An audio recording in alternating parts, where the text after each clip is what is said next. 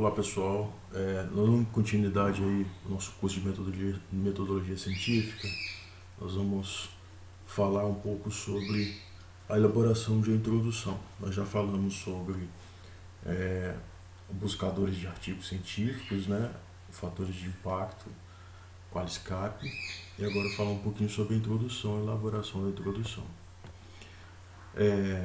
A ABNT ela conceitua 3 tipos de artigo: o artigo científico, original e de revisão. O artigo científico ela conceitua como uma parte de uma publicação, né, com autoria declarada e que tem como natureza técnica ou científica. Já o artigo original ela conceitua como temas ou abordagens originais, né, ou seja, publicações que apresentam temas ou abordagens originais, principalmente artigos inéditos de metodologia e outros resultados. E um outro tipo de artigo chamado artigo de revisão, que, como a própria palavra diz, é o resumo, né, e análise e discussão de informações que já foram publicadas. Esse tipo de artigo aqui, hoje em dia, mais a convite por parte das revistas, né? Então lá você tem um editor-chefe e eles querem fazer uma publicação sobre um determinado tema de relevância científica, e eles fazem um convite ao pesquisador para fazer esse artigo de revisão, que é uma revisão mesmo de toda uma abordagem de todo o tema, tudo aquilo que foi publicado sobre aquele tema, e discutir as informações ali já publicadas. Os artigos científicos, como vocês viram, eles são indexados, eles são publicados em revistas ou periódicos, que a gente chama.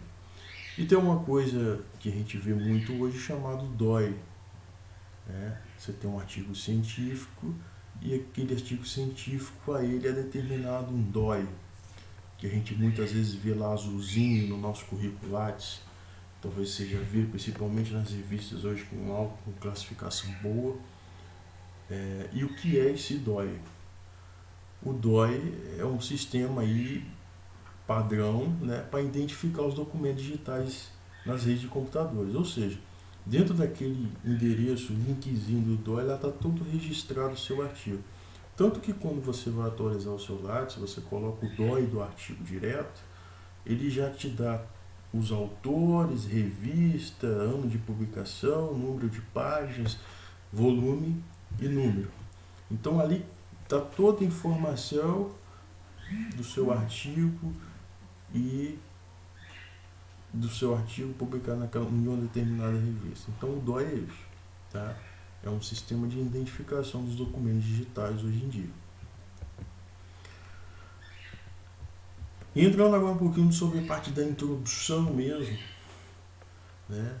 O que uma introdução precisa ter? A introdução, após o resumo, é o primeiro item a ser elaborado. E essa introdução é importante para quê? Para que o leitor ele leia e entenda aquilo que você vai trabalhar, aquilo que você está querendo chegar, por que você está pesquisando, por que você montou o seu experimento, aonde você quer chegar e o que você quer concluir ou não concluir. Então, a introdução ela tem que ter alguns pontos. Um desses pontos é o que você quer resolver, ou seja, o problema sobre um determinado assunto. E você tem que justificar essa importância. Por que trabalhar com isso? Certo? Então, o primeiro item, o problema. O que ainda existe no meio científico, aquele problema a ser resolvido.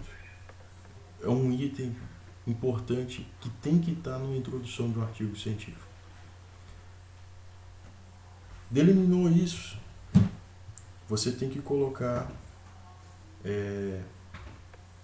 pesquisar literaturas sobre o conhecimento que já se tem disponível sobre aquele determinado assunto que você quer trabalhar. Aquilo que você já trabalhou, os resultados que já chegaram, os fatos que já foram supridos ou as lacunas que já foram preenchidas, E você chega a um outro ponto importante, que são os pontos obscuros, ou seja, as lacunas. Aquilo que ainda não foi preenchido sobre um determinado problema dentro da comunidade científica. Aí entra a justificativa por que realizar a pesquisa. Por que você está montando esse estudo? E por que e a importância do seu estudo para a comunidade científica, para o meio acadêmico. Porque ainda existem lacunas que precisam ser preenchidas sobre aquele problema, sobre aquele fato, aquela questão, e que você está montando um experimento para verificar ou para preencher essas lacunas, certo? E entra um outro detalhe importante que se chama hipótese. Você vai montar as suas hipóteses. Como você vai chegar na resolução desses problemas? E você vai testar essas hipóteses. Essas hipóteses podem ser positivas ou negativas. Isso é importante estar dentro da introdução. As hipóteses na introdução, elas são inseridas de certa forma dentro do texto. Não é muito objetivo, igual você tem na estatística, pode ser H1 e H0, o HA ou H0, diretamente escritas. Há alguns artigos internacionais que você até acha que eles pedem para você colocar qual a sua hipótese nula, qual a sua hipótese alternativa. Mas, de certa forma, no geral, essas hipóteses vêm dentro do texto, tá? Ou seja, são hipóteses sobre aquela determinada lacuna que pode ser resolvida e que você vai testar aquilo, para ver se vai ser positivo ou negativo. E por último, nós temos o último parágrafo da sua introdução, nós temos os objetivos. O objetivo do seu trabalho, tá?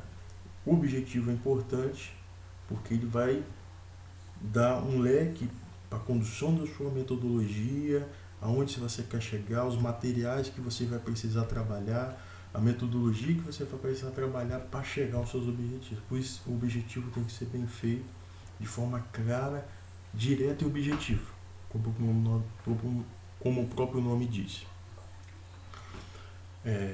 Uma coisa importante na introdução, pessoal, primeiro, como nós já falamos, você tem que ter uma revisão, você tem que o conhecimento disponível, a revisão de literatura, principalmente de artigos científicos. Primeiro, atualização, a atualidade dos seus artigos é importante. Artigos têm que ser atuais, porque ele leva o quê? Os seus temas serão atuais, tá? Mostra que a sua pesquisa está sendo atual. Às vezes a gente vê muita citação de artigos de 10, 15 anos atrás. Evitem isso. A maioria dos artigos das revistas são no máximo 5 anos. Então procure artigos, literaturas novas. Com uma ressalva, lógico, às vezes existem algumas literaturas que são clássicas, de livros, conceitos, teorias, que às vezes não tem como fugir disso, então você tem que citar ela. Então existem exceções, logicamente, mas de artigos científicos, procurem artigos novos. Outra coisa importante é uma lógica de parágrafos.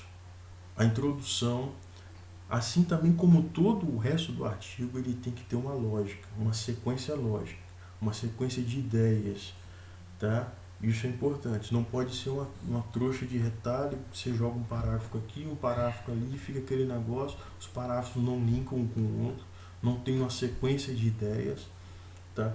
Então esse detalhe é muito importante. Os parágrafos têm que ter uma sequência de ideias, tá? Uma sequência de assuntos.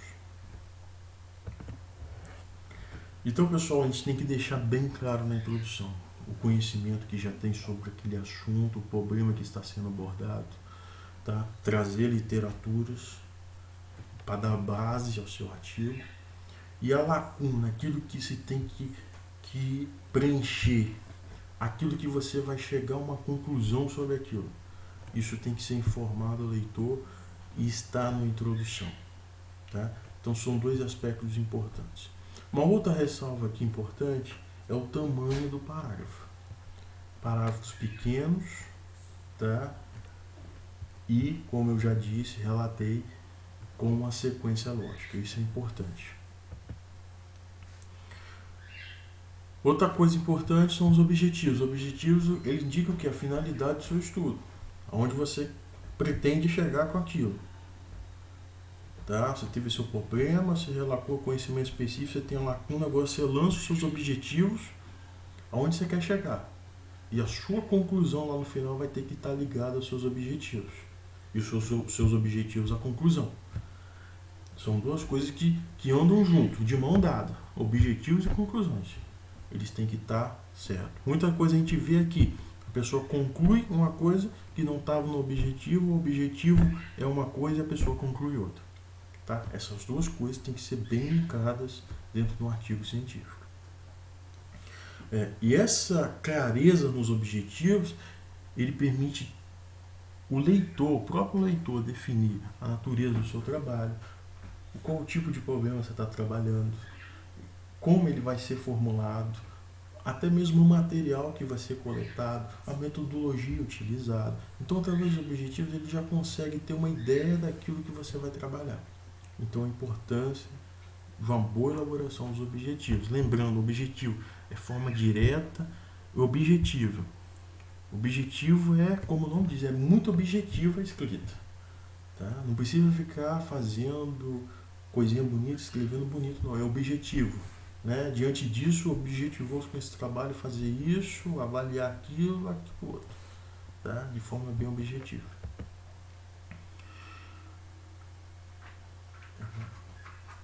Os objetivos ele pode ser de forma geral ou também específicos. Os objetivos específicos nós vemos muito em projetos de pesquisa, tá? E você há um detalhamento, uma subdivisão de um determinado objetivo, tá? Por exemplo, você tem um objetivo geral, por exemplo, é avaliar a produção de café em diferentes lâminas de irrigação.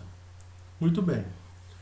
Mas aí você pode ter, dentro desse objetivo específico, de avaliar a produção de café, você pode ter objetivos específicos.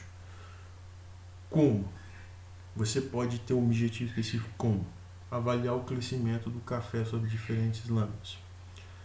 Avaliar a qualidade dos grãos de café sobre diferentes lâminas de irrigação. Avaliar comprimento do ramo prototópico do café sobre diferentes lâminas de irrigação. Então são objetivos que vão se subdividindo dentro de um objetivo geral. Dentro dos artigos nós utilizamos mais esse objetivo geral, tá? Não subdivide-se dentro do artigo e fala-se no decorrer do texto, tá? Os objetivos, sendo o objetivo o último parágrafo da introdução. Então, pessoal, a introdução, de uma forma resumida, triângulo invertido. Você parte de um geral para um restrito. Esse geral aqui é importante que na sua introdução, o problema, as lacunas, aquilo que você vai propor, ele não pode ser no âmbito local apenas, mas tem que ser uma visão ampla, que possa ir para várias regiões, que possa se espalhar e ampliar cientificamente.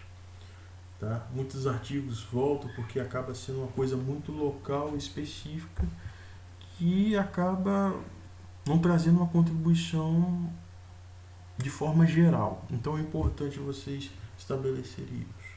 Então a introdução, você tem que estar ali o problema, você tem que ter o conhecimento, ou seja, a literatura, aquilo que já se trabalhou, aquilo que já se resolveu, aquilo que já se concluíram sobre aquilo, e você tem que trazer aquilo ainda que falta ser preenchido, as lacunas, os pontos que ainda não foram resolvidos, e por isso nós fazemos pesquisa científica. Porque dentro de um determinado assunto, ainda há lacunas a serem preenchidas, há conhecimentos que ainda não foram disponibilizados. Tá? E na introdução você utiliza os já disponíveis, coloca as lacunas, as hipóteses, aquilo que você vai utilizar, aquilo que você supõe, os fatos que possam resolver aquelas questões, daquele problema, e você traça os seus objetivos e lá no final você vai concluir sobre essas lacunas. Essa conclusão pode ser positiva ou negativa. Lembrando, positivo ou negativo é um resultado, é científico. Você montou um experimento para isso, você fez uma investigação, tá? Então é importante. Problema, conhecimento disponível, lacuna. Leiam os artigos, como vocês leem os artigos, leiam a introdução de forma crítica. Procure dentro da introdução observar o problema que o autor colocou, o conhecimento disponível que existe e as lacunas que ainda existem para serem supridas. Então, isso é importante dentro da introdução. Redundâncias. Aqui alguns aspectos importantes que é relacionado à escrita, que serve tanto para a introdução e também para o resto do artigo, como se a escrita de todo um artigo ela tem que ser leve, de fácil para entendimento para o leitor, tá? E às vezes nós queremos escrever muito bonito e às vezes acaba sendo muito redundante em algumas coisas. Então, alguns exemplos para vocês, né? Por exemplo, o herbicida é fitotóxico algodoeiro.